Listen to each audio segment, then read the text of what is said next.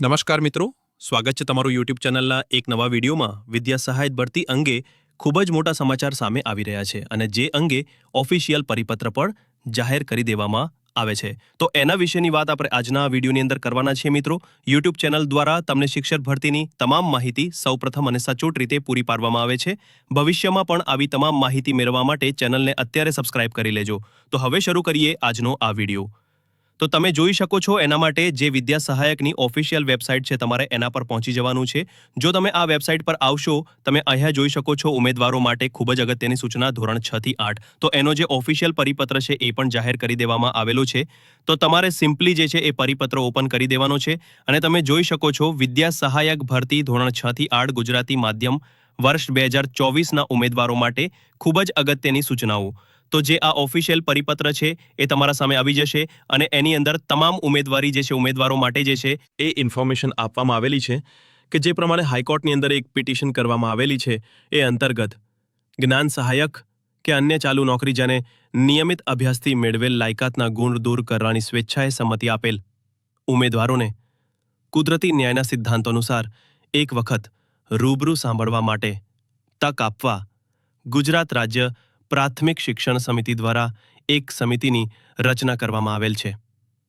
જ્ઞાન સહાયકે અન્ય ચાલુ નોકરી દરમિયાન નિયમિત અભ્યાસથી મેળવેલ લાયકાતના ગુણ દૂર કરવાની સ્વેચ્છાએ સંમતિ આપેલ ઉમેદવારો અને નામદાર હાઈકોર્ટના આદેશ મુજબ અન્ય પિટિશનર ઉમેદવારોને કુદરતી ન્યાયના સિદ્ધાંત અનુસાર એક વખત રૂબરૂ સાંભળવા માટે તક આપવા ઉમેદવારોને રૂબરૂ સુનાવણી માટે ઉપસ્થિત રહેવા જણાવવામાં આવેલ હતું.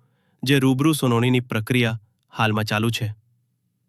તો જે પણ ઉમેદવારોને ગાંધીનગર ખાતે રૂબરૂ બોલાવવામાં આવેલ છે અને તેમની વાત જે છે એ સાંભળવામાં આવી રહી છે, પરંતુ જે પણ ઉમેદવારો હોય કે જેમણે સ્વેચ્છાએ ગુણ દૂર કરાવેલ નથી એવા ઉમેદવારોને પણ જે છે એ ભરતી બોર્ડ છે એ તક આપવા માંગી રહ્યો છે. રૂબરૂ સુનાવણી દરમિયાન સમિતિ સમક્ષ કેટલાક ઉમેદવારો દ્વારા અન્ય કેટલાક ઉમેદવારો કે જેઓ જ્ઞાન સહાય કે અન્ય ચાલુ નોકરી દરમિયાન નિયમિત અભ્યાસ કરેલ છે અને તેઓએ આ બાબત જાહેર કરેલ નથી, તેઓની પણ સુનાવણી કરવા માટે સૂચન કરેલું હતું. આ ઉપરાંત આ મુજબના કેટલાક ઉમેદવારો દ્વારા સ્વયં પણ સુનાવણી માટે રજૂઆત કરવામાં આવેલ છે. જે ધ્યાને રાખી વલી અદાલત જે છે એ હુકમ પ્રમાણે ઓવર ઓર્ડર અન્વયે ગુજરાત રાજ્ય પ્રાથમિક શિક્ષણ સમિતિ દ્વારા રચવામાં આવેલ સમિતિની સંમતિથી આ મુજબના ઉમેદવારો કે જેઓ એ જ્ઞાન સહાયક કે અન્ય ચાલુ નોકરી દરમિયાન નિયમિત અભ્યાસ કરેલ હોય અને તેઓ એ સમિતિને જાણ કરેલ નથી, તેઓને પણ રૂબરૂ સુનાવણી માટે તક આપવાનું નક્કી કરેલ છે. તો જે પણ ઉમેદવારો હોય જ્ઞાન સહાયક કે અન્ય ચાલુ નોકરી રેગ્યુલર ડિગ્રી મેળવી હોય અને જે છે એ હજુ સુધી ક્યાંય પણ ઘોષણા ના કરેલી હોય છતાં પણ તેઓ જે છે એ હવે તેમની વાત રજૂ કરવા માંગતા હોય તો એવા ઉમેદવારોને પણ જે છે એ તક આપવા માંગે છે.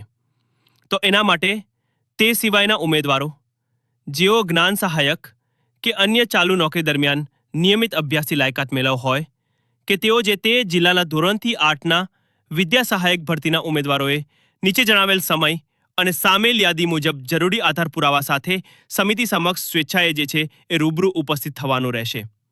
તો તમે અહીં જોઈ શકો છો સાબરકાંઠા, જૂનાગઢ, પોરબંદર, મહેસાણા, પાટણ, ભાવનગર, જામનગર અને અમરેલી 22/8/2025 સવારે 11 કલાકે તમે જે છે એ હાજર થઈ શકો છો.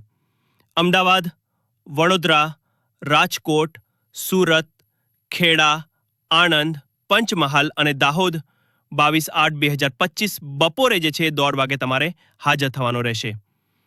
કચ્છ, ભરૂચ, નર્મદા, વલસાડ, નવસારી, બનાસકાંઠા, સુરેન્દ્રનગર અને ગાંધીનગર ખાતે 23/8/25 સવારે જે છે 11 કલાકે ઉમેદવારો જે છે એ હાજર થઈ શકે છે.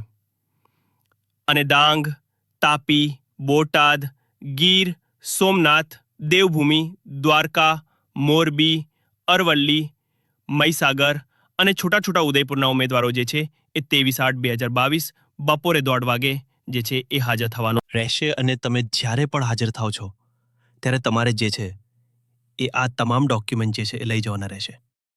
તો વિડીયો પોઝ કરી અને તમે જે છે એ આ તમામ ડોક્યુમેન્ટની સ્ક્રીનશોટ લઈ અને તમારા તમામ ડોક્યુમેન્ટ જે છે એ અત્યારથી તૈયાર કરી શકો છો. તો હવે વાત કરીએ કે આ તમામ ભરતી પ્રક્રિયા જે છે આ તમામ પ્રક્રિયા જે છે એ 23/8/25ના રોજ જે છે એ પૂરી કરવામાં આવશે. તો 23/8/2025ના રોજ જે છે આ ભરતી પ્રક્રિયા પૂરી થઈ જાય પછી જે પણ ઉમેદવારોના મેરિટ લિસ્ટની અંદર ફેરફાર થતો હશે તો એના આધારે જે છે એ નવું એફએમએલ ઓગસ્ટ મહિનાના અંત સુધીમાં જાહેર કરવામાં આવશે અને સપ્ટેમ્બર મહિનાની શરૂઆતના પહેલા અઠવાડિયાની અંદર જ પુનઃ જિલ્લા પસંદગીની પ્રક્રિયા જે છે એ શરૂ કરી દેવામાં આવશે. તો આમ જે પણ ઉમેદવારો ધોરણ 6 થી 8 ભરતી પ્રક્રિયાની રાહ જોઈ રહ્યા છે એમના માટે ખૂબ જ સારા સમાચાર જે છે એ આવી ચૂક્યા છે.